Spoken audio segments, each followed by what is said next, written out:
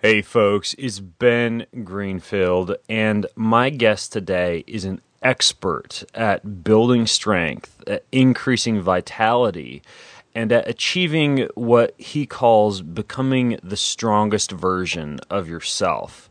His name is Elliott Hulse, and he's really one of the world's experts when it comes to improving your strength, but doing so in a way that really expands your life and your health. And he goes way above and beyond just putting some extra muscle on your body or something like that. So, Elliott, thanks for coming on the call today. Thank you for having me, Ben. Well, you've got a pretty rich history in the field of strength and conditioning, and you also kind of spill over into a lot of life philosophy, and even I've heard you talk about fertility and things of that nature on Sean Croxton's Sexy Back Summit. And what I'm curious about is how you got started in all this and how you've kind of grown in this field. Well, if I could say that strength and health is the soil from which I've grown my entire life, I would. Essentially, since the time I was a child, I've been in environments and have had mentors, teachers, my parents, all heavily invested in health and strength. I mean, to this day, my father says, you can take everything away from me, but give me my health and strength and I'll be okay. And it's just been a philosophy that has just pervaded every area of my life. My parents are both from Belize. They're from a third world country. It's in Central America. It's considered a Caribbean country because it's English speaking. But anyway, they grew up in what we would call a natural or organic environment. The country wasn't really industrialized when my parents grew up there. And my dad lived on a farm, and his dad was a pig farmer. And my father literally spent his days just walking through jungles and eating fruits and roots and walking barefoot. It's funny because we have all these different diet and exercise fads that come and go in industrialized nations. But my father literally grew up barefoot and running. He didn't need Vibrams or Vibrams. And, and he ate what we now call paleo just because that's the way people ate. And Right. It didn't have a name. Right. When I introduced a lot of these ideas to him, he kind of laughed at me. He's like, well, why do we have to eat organic food? He's like, isn't that what food actually is? And he was being facetious because he realized just how damaged our soil is, our food sources, how polluted it is. But he kind of scoffs at the idea that we have to go out of our way to do what he just did naturally growing up in Belize. So he and my mother moved to Brooklyn, New York, of all places, when they first came here, and were thrown right into the concrete jungle. And it took them a while, both of them, to adjust physiologically, psychologically, emotionally. It was quite the culture shock, but also a shock to their bodies. And over time, they grew roots and they found their place in this country and moved out to Long Island, where they had me and my three other siblings. We grew up on Long Island along with my mom's brother. My mom's brother, growing up in the same country as my mother and my father, was tremendously healthy and strong and vibrant and vital. He was still a young guy, so he participated in lots of sports, including gymnastics, martial arts. He ended up becoming a bodybuilder. And you could just imagine, being 4 years old and living with a guy who can do standing backflips and chop bricks in half with his hands and and all the tremendous things that he did that most people, think that only a superhero could do. He was doing in front of me, and I basically grew up believing like, well, that's just what people do. They do backflips and chop bricks and are tremendously strong and vibrant and vital. Of course, DNA had a lot to do with it, genetics, but the environment also embedded itself into my consciousness and gave me a courageousness with regard to approaching health and fitness, almost an audacity associated with what's capable, what's available to us with regard to health. And he began mentoring me at a very young age. Me and my brothers, he would show us how to do push-ups and sit-ups and chin-ups and climb rope and do splits and all types of different martial arts activities at a very young age. How old were you when you were learning how to do those type of things? Oh, I have one memory of being in kindergarten, and my first day at phys ed in kindergarten, the teacher was teaching us push-ups. And we went in, and I was the only kid in the class that had done this before. The rest of them were like, this was brand new. It was like, oh, we're going to do something called push-ups. And their bodies were so weak, unable to lift their bellies off the ground. It was just, to them, this was one of the hardest things they've ever done. It was a mess. And I remember just banging out, 10, 15 push-ups in kindergarten. And to me, it was, and I'm doing them with good form, mind you. My hips are height of my head, my core's engaged, and thinking like, wow, there's something different here, Yeah, it's crazy because it's almost like we protect our kids in a way these days. We don't want to, fracture their growth plates or stunt their growth or something like that. And you talk about you just kind of accepting the fact, with backflips and breaking bricks with his hand, that was like what the human body does. And it's almost like we're breeding a weaker generation in a way is what it sometimes seems like. Oh, absolutely. And mind you, this is like, I'm 34, so this is like 30 years ago. It's gotten so much worse now where my kids are in phys ed. And I don't know why they even call it phys ed, because there's nothing physical about the lazy crap that they do. Yeah, interesting. So you were in kindergarten and you were learning all this stuff, and where'd it go from there? Well, again, my uncle had a huge impact on my adolescence because he started bodybuilding and powerlifting, and he taught me and my brothers how to do the same. So we played football. I played football, and of course, being athletic and having great DNA, genetics, I excelled at the sport, but a lot of it had to do with the fact that I, again, was like the only 14-year-old who was doing squats and deadlifts and bodybuilding and powerlifting when all the other kids were going home and play video games. And I wish I could attribute it to, some special inclination towards hard work in my mind, but it really was the fact that I had a great environment and tremendous mentors like my uncle to teach me these things when I could have been playing video games. So I earned an athletic scholarship to college. I excelled in college football, 1AA I played, and studied exercise physiology in graduate school because I knew from a very young age that this is what I was going to do. I was going to grow stronger and help other people grow stronger. It just was the way of life for me. Nothing else made any sense. So I turned it into a career, and I opened my own gym, which I have now, and I also got involved in the sport of strongman. Now, this is kind of where the story takes a big turn. Strongman, like is that like the world's strongest man competition that you see on TV, or? Good point. Yeah, it's kind of an obscure sport, something that most people have never even heard of. It's literally the pinnacle of functional strength and ability. You've got to be agile, you've got to be strong, you've got to have good endurance. You really have to be quite an athlete to be able to flip 600-pound tires for as many times as you can in 1 minute. So you not only are strong, but you've got to be agile, and you also have to have the endurance to be able to continue doing these exercises for extended periods of time. So lifting 400-pound stones, flipping 700-pound tires, carrying things like refrigerators on your back or things you'll see, or pulling trucks. You'll see this on ESPN if you ever watch it, like right.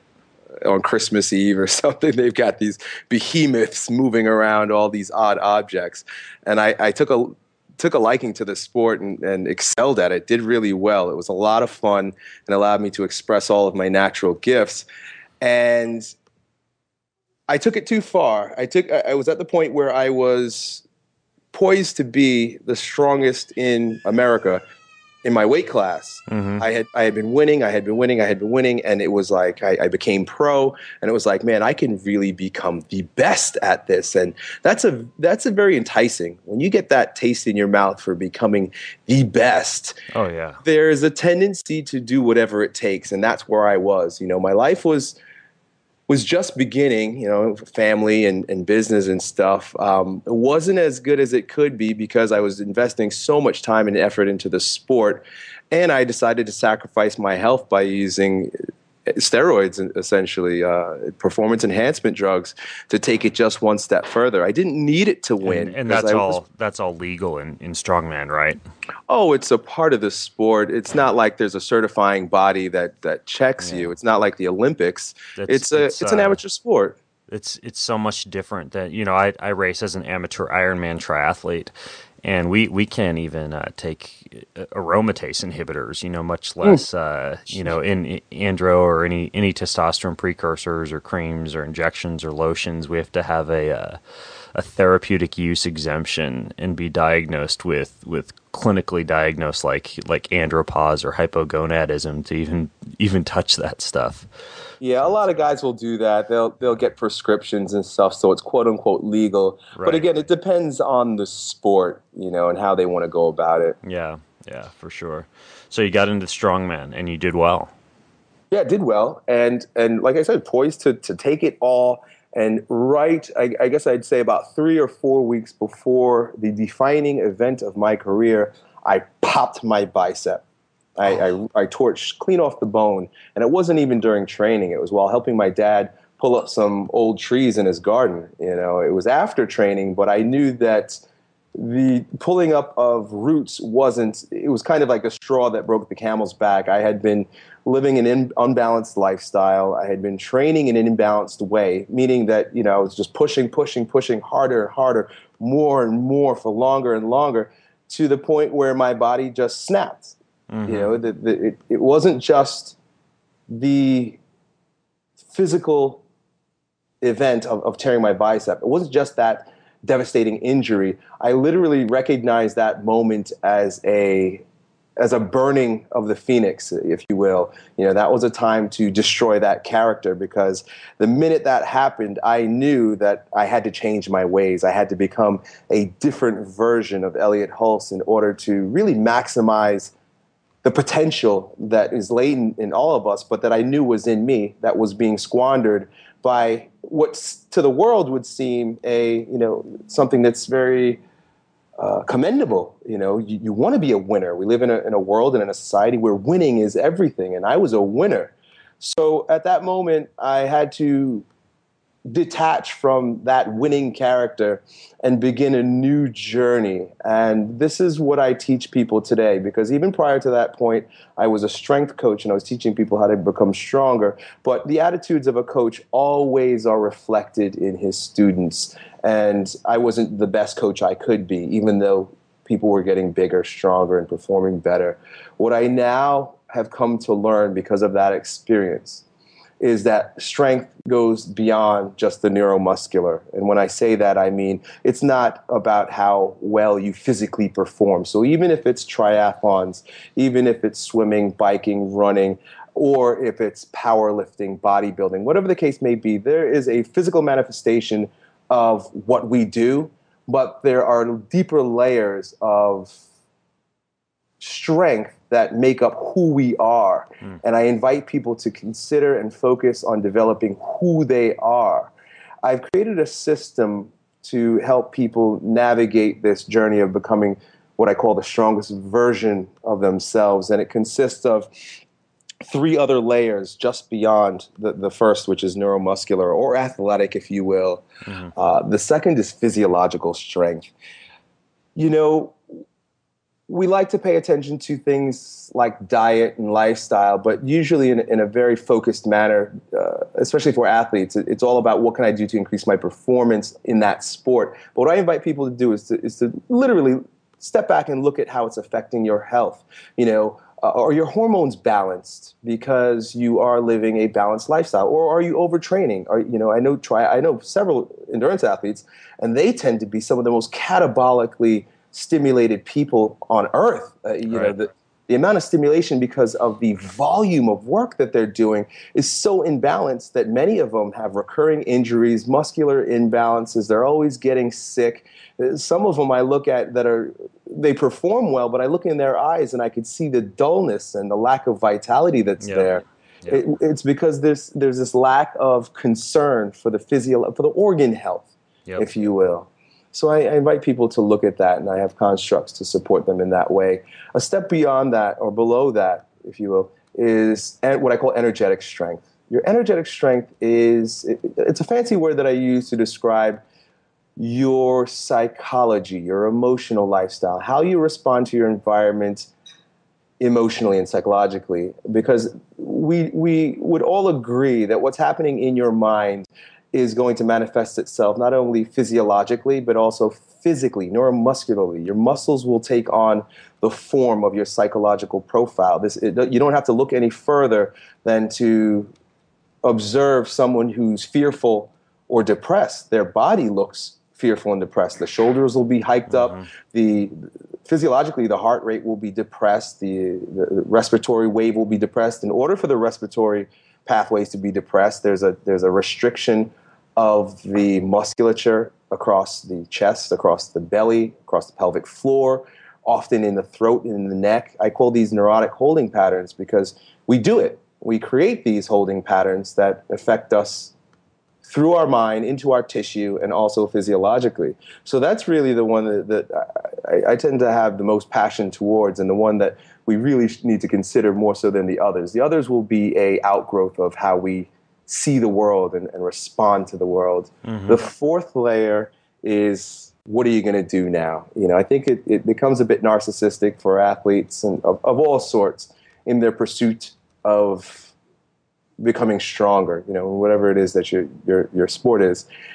But I invite people and my students to consider how they're going to serve others. And I see that as a form of strength. I call it presentable strength because it's a play on words, but how are you going to offer yourself as a present to the world, a gift to the world? How many other people are you supporting? Because, the bottom line is we all die. We're here for a short period of time. You're going to pass away. How many people did you support on their journey of becoming stronger? And the way that looks is the way you present yourself. And there's an entire layer that I invest my time and energy into and teaching other people how to grow, that I call presentable strength. So that's really been it. And I'm on that journey right now in developing it in myself. I make no claims. I never assert my correctness in any way, shape, or form. Everything to me is an experiment. It's based on your experience, and we're dynamic creatures consistently growing. And while I'm doing that for myself, I share with other people so that they can continue to grow stronger themselves. Very cool. That's an awesome history, and right off the bat, tons of helpful information in there. I especially like what you say about being able to look into somebody's eyes and see whether the vitality is there or not. And I don't know about you, but I find that for me in my training, especially when I'm preparing for something like an Ironman triathlon, I can do that to myself. I don't even need a trainer or a coach to do it. I can look at myself in the mirror and look deep into my eyes. And while there's certainly some quantitative measurements you can take, like heart rate or heart rate variability, or even going out and seeing what your heart rate or how your power and your speed responds, looking deep into your own eyes in the mirror and just seeing what they look like, you can get a pretty good kind of horse sense for where you're at. And I think a lot of people just kind of ignore that and don't even take a good long look in the mirror at their own eyes. So it's interesting stuff. I want to jump into some of the nitty gritty with you, Elliott, if we could, because you're an expert on strength. And I think that when most people go to the gym, the average person, they go do circuits, or they lift 12 to 20 repetitions at like kind of a medium intensity, or they do lots of kind of aerobic exercise, maybe in between their weight training sets or before and after, or they do a weight machine circuit or something like that. I'm curious, from a strength training standpoint, how you feel about that kind of workout, and what you feel when it comes especially to building strength and this vitality that you talk about. What's kind of ideal for somebody to be doing when they walk into a weight room? Well, the very first question is always, what do you want right? So I would never give broad advice. There is a uniqueness to each one of us, but there's also a uniqueness to what we want to achieve. I'm going to approach this with the assumption that the majority of your listeners are endurance type athletes, correct? A lot of endurance athletes, and also a lot of people who just want better bodies. People who want to lose fat, that type of thing. Probably more of that than we get a lot of pure football players and strongmen and people of that nature. Okay. Well, with that in mind, one of the things that we've got to do with our training is to undo a lot of the damage that we've done with either different forms of training. For example, if you're riding your bike for 4 hours a day, right? I don't know what's typical, but if you're riding for several miles a day, what you don't want to do is to go into the gym and work the same energetic pathways and the same muscle fiber as that which you already have an overload of. Not only is there a pattern overload by repeating the same patterns, using the same muscles when you go to the gym in the same fashion. And make no mistake, we always gravitate to that which we're best at. So if you tend to ride a lot, you're going to go to the gym and you're going to want to do like a lot of leg presses and leg curls and leg extensions, and because you're probably good at it because your nervous system and your muscular system have grown to become efficient at it. And then the energetic pathway, the energy systems you don't want to repeat again, because if you're riding for 4 hours a day and you go to gym and you're working in the 15, 20, 25 rep range, you're basically being redundant. You're doing the same shit. And not only is it a waste of your time, but you're further facilitating the imbalances in all the systems of your body, your muscular system, your nervous system, and the energy pathways. You want to do something completely opposite so that you can, in baseball terms, this is what pitchers typically say, unwind the body. You want to undo the damage of pattern overload. That's a very useful way to think about it. So you're basically trying to step outside of whatever comfort zone that you've created in other activities that might be predominating your life.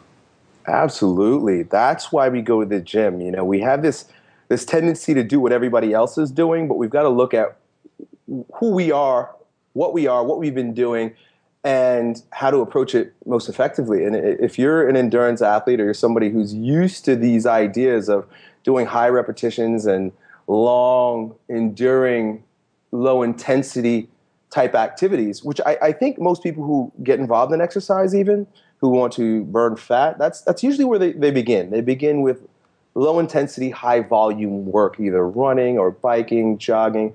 And then again, they go to the gym, and it's like light weights with lots of reps. And there's nothing wrong with going to the gym. And the gym is my temple, if you will. This is when you step into the gym and I'm there, I will act as the priest of what should and shouldn't happen. And I've stepped into that place with authority, because when you're doing your sport, when you're out there riding your bike, I don't touch it. And nor do I look to change anything you're doing. You might want to talk to the priest of that sport, which would be your triathlon coach or your sports coach of any shape or form. But when you come to the gym, my invitation is to leave all that behind. Leave it at the door. Now, let me look at you, see what you've got, and proceed from there. And really, a lot of times it ends up being a session of undoing damage. Right? So there's going to be a lot of it, and I know you asked me about strength, and I'll get there but I need to take you on this journey a little bit, because there are some things you got to consider before you just start deadlifting and bench pressing, especially if you got a lot of pattern overload. Right. Very first thing is we've got to reduce the tension in those muscles that have become tonic due to overuse and stimulation. For endurance athletes and most people in general who sit, and drive their car, there's a lot of flexion activity going on. The hip flexors tend to be tight. The upper abdominals tend to be tight. The sternocleidomastoid, these are the muscles in the neck, the front of the neck and the front of the shoulders. A lot of muscles in the front of the body become overdeveloped and overstimulated because of just our activities and the tendency for the human being to move towards the position from which it came, which is the fetal. Yeah, that's what I was going to ask you. That's that defensive position to which you're referring. Yeah, it's the fetal position. Right. You know, Right. it's our most closed position. I think what's interesting, and this is something I'm certainly cognizant of just because of the amount of time, that I spend hunched over on a bike or running or even swimming. You see a lot of internal rotation that takes place there. Is you're constantly in that defensive position. And you're constantly, in what you call like that fetal position. So you're saying you're kind of trying to undo that. Oh yeah, absolutely. Imagine that your tendency is towards that fetal position, right? And then you go to the gym and you purposefully stimulate the muscles that push you further and further into that fetal position. I mean, did that make any sense? Yeah, for sure. And it's interesting. Like one of the best moves I ever made. This was a couple of years ago. I installed a pull-up bar in the door of my office, and so. Every hour, my rule is I got to do 5 perfect pull-ups on this pull-up bar, and it always feels like that opens me up. It keeps me, out of that hunched position during the day. Sorry to interrupt, but it's such an important thing, keeping your body open like that. That I think. Oh, absolutely. Consider. Yeah, I mean, among all of the other aesthetic qualities associated with good posture and the lack of injury associated with having structural integrity, because that's really what you want. You want to be able to last a long time in your sport, and you want to last a long time in life by being able to keep all your joints in their axis of rotation where they belong, as opposed to poor posture associated with moving them out of their axis of rotation. Amongst that lies what I believe is the most important, which you couldn't disagree with me on this one, because if you don't do it, you die. The most important function of the human being in order to retain its vitality, its life, is to breathe. And if the muscles across the face, the jaw, the neck, the chest, the belly, the pelvic floor are tense and tight, your torso is not going to be supple enough to allow a full respiratory wave. And that respiratory wave, which if you look at a baby who's laying on its back, you'll notice the belly expands and it moves up towards the chest, and the hips and the head almost move in concert with the torso. If that respiratory wave is damaged, if it's dysfunctional in any way, shape, or form, you're going to experience both physiological and psychological disturbance. All you have to do is here's an example of what I mean by psychological disturbance. Let me start there, because this one is very obvious and I've got a good example. I was watching a show not too long ago on television, and it was all about being an alpha male. So essentially they were showing these men how to be strong and assertive, grounded, and having good energy so that they can attract people and be a good leader. Well, in that show, there was one exercise where they had three guys. There were 6 guys split in half. 3 of them were in a fetal position, basically tucked down and squatted on the floor. Right. And there were 3 other guys who were standing up tall, but not only that, they had their hands over their head like a Y, and they were leaning back slightly with their mouths open, and they were breathing deep. Now this is an exercise that I've been using for years. I've been teaching people. I call it the bow. But in this show, they had the people do that very thing, which actually puts tension on and stretches, opens up all your extra respiratory muscles. And by asking them to breathe deep at the same time, they're allowing this person to really get the full benefit of the respiratory wave as it should be. And all 6 of them were standing at a cliff where they were at one point going to be asked to jump off of. I think it was like it was bungee jumping or something. And when they sounded the whistle for the 6 men to jump, the men that were standing with their bodies open and were breathing deep, it took them an average of about 4 seconds to make the decision to jump. They leaped right off. It took the other group an average of something about 24 seconds.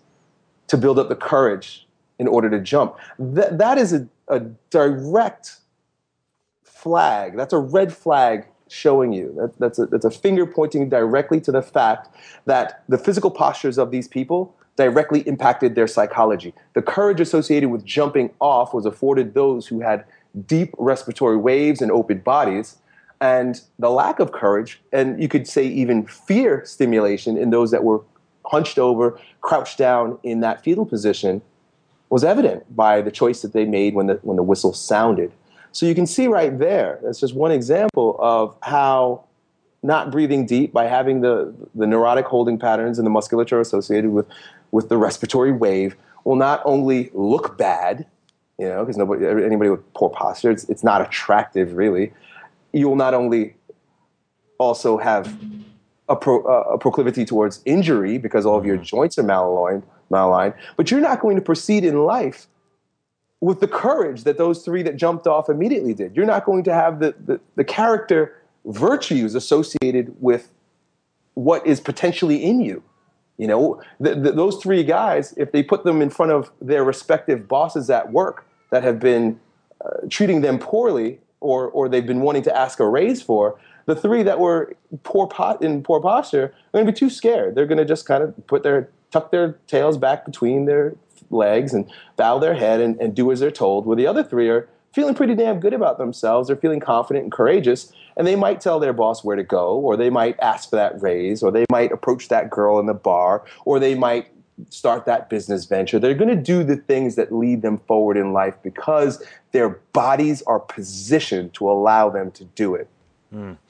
It's interesting because actually in the past few episodes of this podcast, the Ben Greenfield Fitness Podcast, we've been talking a lot about deep breathing, nasal breathing, rhythmic breathing, and even focusing on proper breathing while you are cycling, running, lifting weights, that type of thing. And it's amazing how when you are aware of breath, how much differently you feel after you've finished a workout. And I've even found that when you don't pay attention to breathing, you actually find yourself more in like this fight or flight mode after workout. Where you're not paying attention to your breathing and you're just huffing and puffing in and out through your mouth versus this deep nasal focused breathing, deep in kind of your belly. Whether you're riding a bike or running up a hill or lifting a weight off the ground, you feel differently after the workout. You feel more like you've just finished a relaxing yoga session rather than like you've just run from a lion for the past hour. Yeah, I'd imagine, and I do believe that the goal for us is to be able to proceed throughout our entire lives, with that feeling. I think that's always available to us. It's just a matter of repatterning the way we breathe, really, everything associated with it, in order to carry that with us. Now, for people who are listening in, for whom even stepping into a weight room might kind of be intimidating right at first, aside from maybe surfing over to the weight training machines and kind of doing a circuit or something like that, what would you say if you were to want to give somebody like a and I know you're not into targeted prescription, but just a general rule, if somebody were to walk into the weight room and just want to at least get started in getting strong and taking advantage of some of these concepts that you talk about, what are some of the best moves that they could be choosing when they're trying to get started with this stuff? Well, the very first thing is that my invitation is to exercise organically. And that means use the body as it's been designed to be used. And if you tend to, like we all do, tend to have a lot of muscular imbalances due to pattern overload, sitting a lot, or participating in activities that create the muscular imbalances, my invitation would be to begin experimenting with movements that are completely contrary to that which you've been doing a lot of. So if you have a tendency to always move in the sagittal plane because you're running forward, that's what the sagittal plane really is. It's moving forward in your running, in your biking, in your swimming. Then I would invite you to do some lateral lunges. Move laterally, move backwards, move in the transverse plane, which basically moves sideways. Twist your body. I've seen some of the most rigid endurance athletes and newbies to the weight room because it's the first time they're ever exercising, unable to fully twist around. You lay them on their backs with their arms out like a T, raise the legs up in the air, and basically just say, hey, keep your arms down on the floor and lower your legs to one side. And they try to do that, and the entire body flips over with it. There's no rotational capacity. There's no suppleness of the tissue throughout the torso that allows a good rotation. Just imagine how much you're losing physiologically and, like we described, psychologically, with the inability to move laterally and in the transverse plane. Movement is what is essential, not necessarily the stimulation of more muscle or the muscular system, so much as your ability to move in what Paul Chek calls primal pattern movements. You should be able to squat deep. You should be with your feet flat on the floor. You should be able to sit your butt right down between your feet, because it's one of the most important primal movements that a human being can produce. I mean, up until the advent of the toilet bowl, this is how we took a shit. You had to sit down into a hole. Right. You should be able to do that. Let's say the toilet perhaps was invented a couple hundred years ago. Even if you say 1,000 years ago it was invented, okay, fine. But we've been here a lot longer than that. Yeah. And we've been doing it for a lot longer than all of a sudden now human beings can't do that. Oh, and by the way, we have to take all this medication for constipation. Mm-hmm. All of a sudden we've got to take all this. We've got all these bowel disorders and bowel issues. Just imagine the rigidity of the musculature associated with defecation, all the sphincters and the pelvic floor, how rigid and tight they are, and your ability to fully defecate, to empty your bowels.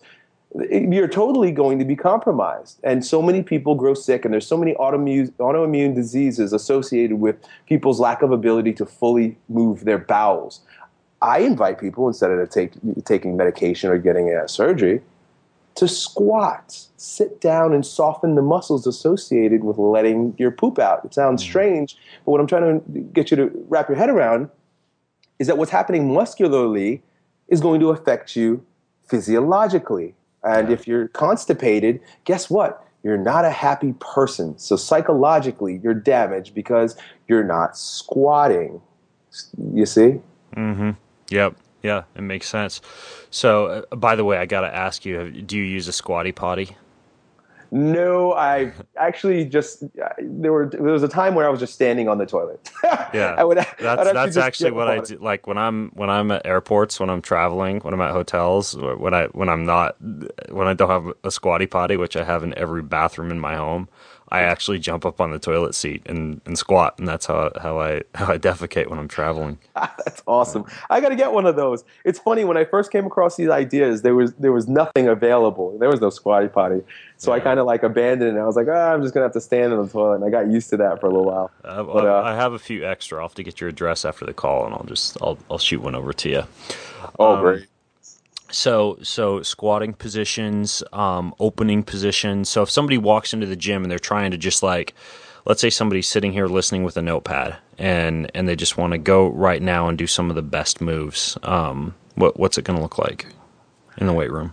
You really don't even need the weight room. Most people really don't even need to. Sit down and squat right now. As you're listening to this, you'll notice whether or not this is something you need to do. You could work up to 100 squats. 10 at a time. I guarantee you that's going to be more of a workout than you would ever need with machines for leg extensions and leg curls. My real invitation here is to recognize that you have everything you need already attached to you in order to exercise efficiently. Unless you want to be a bodybuilder or a powerlifter. That's a totally different story. Mm-hmm. But really, just being able to squat down, to be able to lunge with your own body weight. Most people can't lunge properly. And that's basically where you step forward and drop your back knee. Most people collapse all over themselves just trying to lunge. Most people can't bend properly at the hips. They can't extend properly at the hips. Learn and practice how to bend down, picking things up. Pushing, how many push-ups can you do? Most people can't do any push-ups. And most people probably should begin with the opposite of push-ups, would be like, inverted rows or chin-ups. I mean, how many chin-ups can you do? If you can't do 10 chin-ups, then forget about the circuit training machines at your gym. Go and learn how to do some pull-ups. Yeah, yeah. It's kind of interesting how I think a lot of people do think you need to step into a gym for this kind of stuff. When, well, for example, I've taught clinics before specifically to endurance athletes and triathletes where we've got body weight circuits that we do. And it's amazing how many movement deficits and movement disorders go on in people's bodies just trying to do something like a lateral lunge, for example. Or, even a step back lunge, or, in some cases just a squat. So, yeah, it's interesting. So, Elliott, you have so much information. I mean, I could pick your brain forever on this stuff. And, you also did some great presentations at that Sexy Back Summit too, where you really got into this, the whole concept of fertility and libido and hormones. And, a lot of what you talked about kind of stemmed from us being in that constant defensive position and kind of teaching your body how to open up. But I know that you've got a lot of resources out there. If people want to learn more specifically about this whole concept of opening up your body and that type of thing, where would be the best place for them to go as far as like resources that you have out there? Well, I've made so many videos about this, and there's only so much that I could offer through videos and great podcasts like you're providing people. But the very first thing I would do is invite you to explore some of the videos that I've offered people in order to break down and really feed you in a consumable way the ideas of Wilhelm Reich and Alexander Lowen. They're really the people that I've studied the most with regard to what I call energetic strength. If you search YouTube and this is going to sound funny, but if you search Elliott Hulse, breathe into your balls, or truth about deep breathing, you'll find some of my videos where I'm actually offering you techniques and exercises and stretches that support you here. But like I said also, if you're really fascinated with these ideas, the core from which I've received them are from Wilhelm Reich, who was a student of Sigmund Freud's, who realized that talking to people doesn't help. It's not about what's happening in their heads, it's about what's happening in their bodies. And he really delved into the autonomic nervous system and how our psychology cannot be transformed until our body is transformed. And a student of his was also Alexander Lowen, and I really love Lowen's work. But what I've also done is I've taken a lot of the concepts that I've learned through them and also some of my mentors who I see regularly, and I'm developing an advanced course that I call Advanced Energetic Strength, and that will be coming out probably in another month or so. Cool. Well, if you shoot me an email when that comes out, I'll put it up on the Facebook page for listeners. And I got to tell you that I kind of thought we were going to talk today a lot about dumbbells and barbells and how to press properly and deadlift form and all that stuff. But this whole conversation kind of ended up taking a turn towards what I think is a lot more useful information for folks from a starting standpoint, because you can find some of that other stuff kind of a dime a dozen around the internet on whatever T Nation or bodybuilding or wherever else. Yeah. But this whole concept of getting yourself out of that defensive position, opening your body, and also not getting stuck in those movement patterns that you're comfortable with. I think those are some of the big takeaways from the conversation that we just had for people. And if you're listening in, I'd encourage you to take this stuff to heart, and I'll also put a link to some of Elliott's resources, his YouTube channel and his website and everything in the show notes to this episode over at bengreenfieldfitness.com. So check it out if you're listening in. Elliott, thanks so much for coming on the call today. Oh, it was great. It was a lot of fun, Ben. All right. Well, cool. Folks, this is Ben Greenfield and Elliott Hulse, and we're signing out from bengreenfieldfitness.com.